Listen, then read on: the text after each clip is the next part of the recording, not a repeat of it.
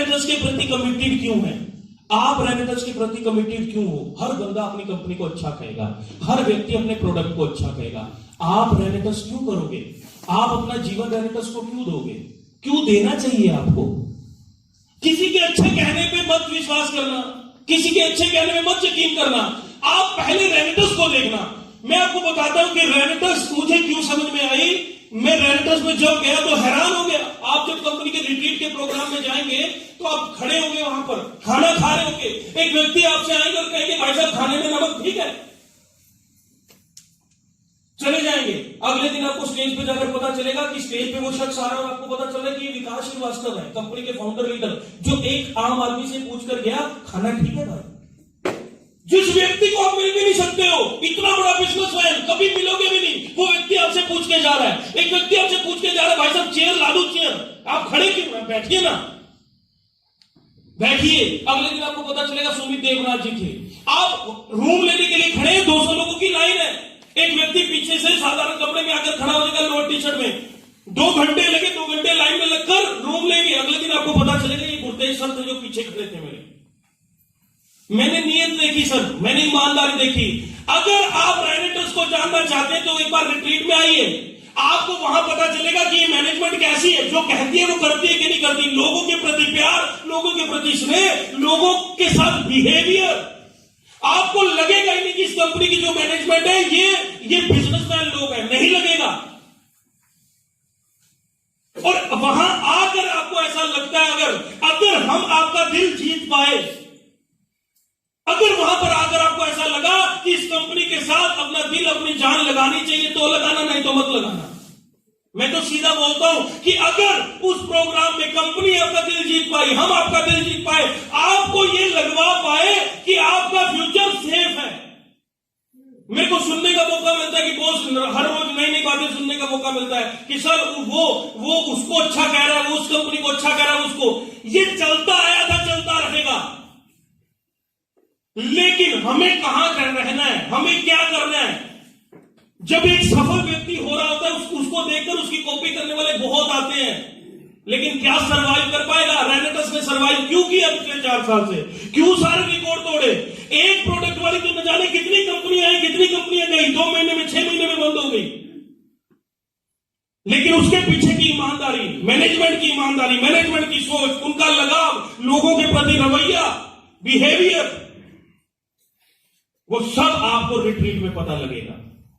आप रेनेटर्स कीजिए मत कीजिए, मैं आपको नहीं कहता हूं, लेकिन रेनेटर्स को जान लीजिए। आप जानने के लिए आपको रिट्रीट में आना पड़ेगा, उससे पहले नहीं जान पाएंगे आप। जानिए आप, कहीं आपके हाथ से मौका निकल ना जाए, कहीं बहुत बड़ी अपॉर्चुनिटी आपके हाथ से ना निकल जाए बिना जाने बिना समझे। कई बार में आपको ऐसा ना लगे कि यार थोड़ी सी मेहनत करके चले जाते रिट्रीट में, देख लेते, कंपनी को समझ के आते।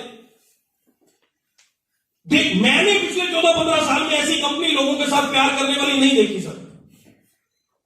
तो मैं इसलिए कह रहा हूं, मेरे प्रोग्राम का नाम है रोड टू रिट्रीट। रोड का मतलब होता है सड़क, लेकिन यहां सड़क नहीं है कि वो कौन सा तरीका है। अब मैंने तो आपको बोल दिया कि रिट्रीट में आइए, लेकिन रिट्रीट में आने के लिए 6000 सीसी डालने पड़ेंगे आपको। 3000 लेफ्ट, 3000 राइट, 3 महीने के अंदर। अभी 15-20 दिन बचे हुए हैं। 15-20 दिन में भी अचीव किया जा सकता है, लेकिन उसके लिए काम करना पड़ेगा, और काम करते तो गलतियां होती हैं। तो ऐसी कौन सी गलती जो हमें नहीं करनी, या काम करने का सही तरीका क्या है, उसकी आज हम आपसे बात करने वाले। तो पहली चीज जो सबसे इंपॉर्टेंट है, जिंदगी में सफल होने के लिए एक गुरु चाहिए होता है। मानते हैं हमारी बात? अब आप कहेंगे कि यहां पर सिस्टम का नाम है, मैंने गुरु क्यों बोला? सिस्टम का मतलब होता है वो तरीका जिससे कोई भी चीज होती है।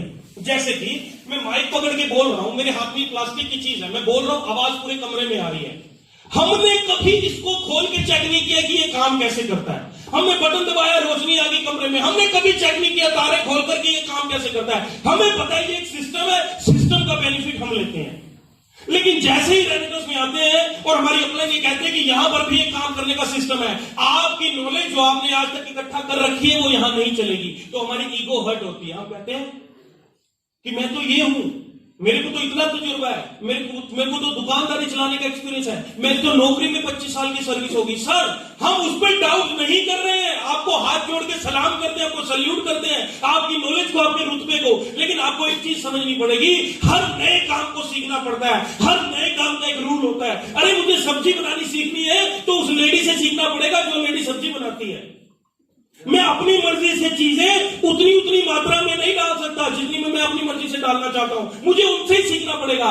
ऐसे ही जो सबसे पहली गलती हम इस बिजनेस में करते हैं वो ये करते हैं कि जब हम अंदर आते हैं रेनेटर्स के, तो हमारी अपलाइन कहती है ये नहीं ये करो, ये नहीं ये करो। हम कहते हैं क्यों करें?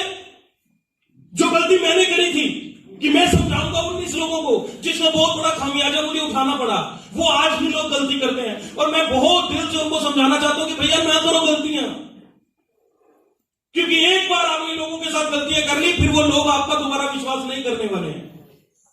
मैंने बात करी कि गुरु, आप इसको एज अ गुरु ले सकते हो। और गुरु जानते हैं कौन होता है? गुरु 2 वर्ड से बना है, संस्कृत के 2 शब्दों से, गु और रू। गु का मतलब होता है अंधेरा और रू का मतलब होता है अंधेरे से रोशनी में लाने वाला। तो एक तो मतलब वो होता है गुरु का। मैं ये कहता हूं कि गुरु का एक और मतलब भी है, जिस व्यक्ति से, और गुरु जरूरी नहीं कि गुरु व्यक्ति हो, गुरु एक सिस्टम को भी बनाया जा सकता है। जैसा कि हमारा टीजीएस है, आप इसे भी गुरु मान सकते हो। ये जो प्रोग्राम हो रहा है ये टीजीएस के अंतर्गत हो रहा है, आप सिस्टम को भी अपना गुरु मान सकते हो। और मैं ये कहता हूं कि गुरु की पहचान क्या है वो समझ लीजिए। जिस व्यक्ति से या जिस चीज से, जिसके रडार में आने से, जिसके साथ मिलने से आपकी चाल, आपका चेहरा और आपका चरित्र सही हो जाए, वो आपका गुरु है। आपकी चाल, आपका चेहरा मतलब चेहरे की रंगत वापस आ जाए, वो जिंदगी से निराशा चली जाए, एक उमंग, जिसको सुनने से, जिससे मिलने से, जिसकी बात करने से, वो एक सिस्टम भी हो सकता है, जिससे एक जीने की उमंग पैदा हो, जिससे आपकी प्यास बढ़ जाए, जिसको सुनने से आपकी प्यास बढ़ जाए। कौन सी प्यास? सफलता की प्यास।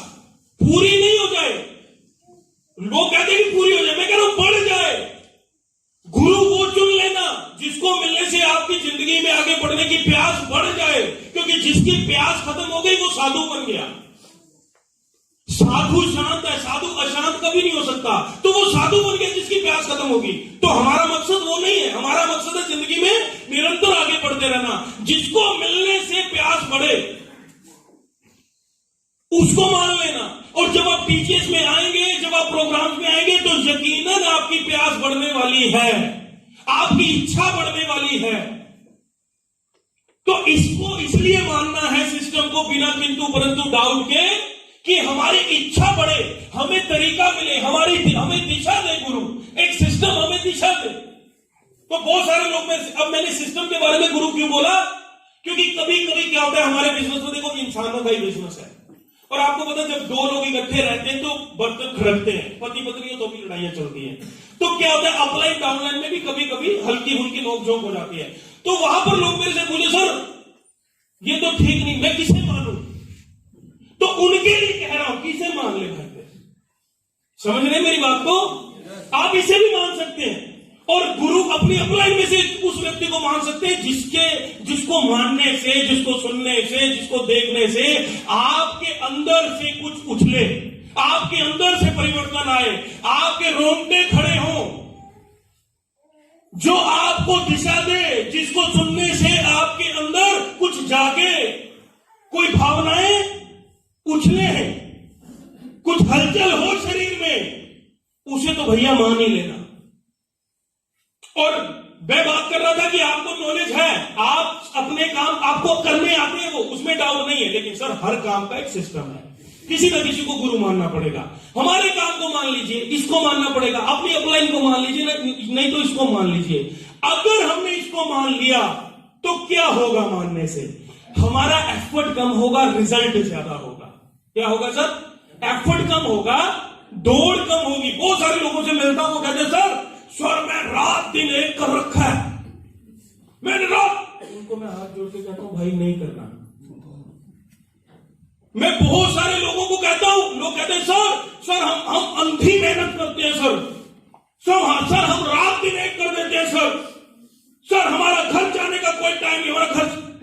भाई रुक शांत। ना भागना भी बीमारी है, बहुत भागना भी बीमारी है।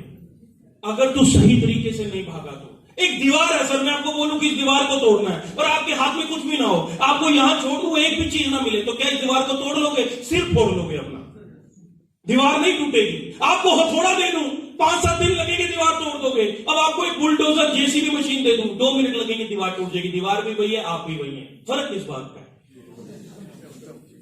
सही मेहनत समझना पड़ेगा कि एक्टिविटी में और प्रोडक्टिविटी में फर्क होता है कि कहीं मेहनत तो नहीं चल रही। 6 महीने हो गए, 2 महीने हो गए, 3 महीने हो गए, 1 साल हो गया, जो चाहिए वो नहीं मिल पा रहा, तो समझना पड़ेगा कि कुछ चीजों की गलती है।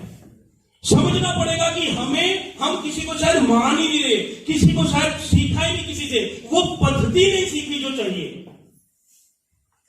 तो सक्सेस सिस्टम है सर, जो सक्सेस सिस्टम पिछले 50 साल पहले भी था, आज भी है, आगे भी रहेगा। एक एक करके बात करेंगे। जैसे मैंने आपको कहा कि रिक्रूटिंग, पहली चीज रिक्रूटिंग का मतलब है लोगों को अपने साथ लेकर आना। अब आप समझ लीजिए कि लोगों को क्यों लेकर आना है। हर काम जो भी हम करते हैं लाइफ में, मान लीजिए बिल्डिंग बना रहे हैं, ये दीवारें, ये इंफ्रास्ट्रक्चर ये बनाना है। इस बिल्डिंग को बनाने के लिए रॉ मटेरियल चाहिए होगा। जब हम ये फर्नीचर लाते हैं, माइक लाते हैं, साउंड लाते हैं, डीजे करने जाते हैं, तो हम क्वालिटी चेक करते हैं कि लकड़ी सही हो, खराब ना हो, पंखे सही हो, उस क्वालिटी के हो, उस क्वालिटी करते हैं। नेटवर्क मार्केटिंग में जो टीम हमने क्रिएट करनी है, उस टीम से हमारे आने वाले होने वाले जिंदगी के जितने भी सपने पूरे होने हैं। एक बिल्डिंग बनानी है अपने नेटवर्क मार्केटिंग में टीम से, यहां चेक करते हो आप लोगों की क्वालिटी। मेरी बात को ध्यान से समझना, यहां ये चेक करते हो कि किस तरीके के लोग चाहिए होंगे। चेक नहीं करना चाहिए। यस। और अब सवाल ये आता है, मैंने आपको कहा कि हमारे काम को करने के लिए लोग चाहिए। लोग तो बहुत है, सीमेंट तो बहुत तरीके के हैं, बेहतरीन क्यों लाते हो? फिर कोई भी सीमेंट लो, बना लो, तो लोग तो बहुत है। अब आप पूछते हो कि सर मेरे अप्लाई ने 6 महीने में रिकॉर्ड कैसे तोड़ा? मेरे को तो 6 महीनों के बाद भी बनती। फर्क कहां था? यहां था जो पहले ही बार भाई तूने बात नहीं सुनी। फर्क कहां था? यहां था लोगों को चुनने में कि एक्चुअल में लोग भी कौन से चाहिए। पैम्फलेट लेकर सड़क नहीं निकलना है। लोग तो वो भी है, तब भी कोई ना कोई आ जाएगा, लेकिन क्या उससे बहुत बड़ी बात बन जाएगी? मैं हमेशा बोलता हूं कि नेटवर्क मार्केटिंग में उसी नेटवर्क को लेकर आना है जो आपका एग्जिस्टिंग नेटवर्क है। हेलो, उसी नेटवर्क को लेकर आना है जो आपका एग्जिस्टिंग नेटवर्क है। हर व्यक्ति का एक एग्जिस्टिंग नेटवर्क होता है। कौन सा? जिससे आप करियाने का सामान लेने जाते हो, जिससे आप अखबार लेते हो, जिसके पास आपका बच्चा ट्यूशन के लिए पढ़ने जाता है, जिससे कपड़े लेते हो, वो आपका नेटवर्क नहीं है। भले ही आज तक आपने उनसे कोई बेनिफिट नहीं लिया, लेकिन जानते तो हो। कजन भाई, कजन बहन, मामा, चाचा, भले ही कोई मॉनिटरी बेनिफिट नहीं लिया, लेकिन जानते तो हो, वो आपको जानते हैं। अगर हम इनको छोड़ देंगे, अगर इनसे बात नहीं करेंगे और लोगों से कहीं भी खड़े होकर बात करेंगे, तो मुद्दा क्या आएगा? हम ना उनको जानते हैं, वो ना हमें जानते हैं, ना हमें उनकी क्वालिटी का पता, ना उनको हमारी नेचर का पता। 6 महीने तो रिलेशन बनाने में जाएगा।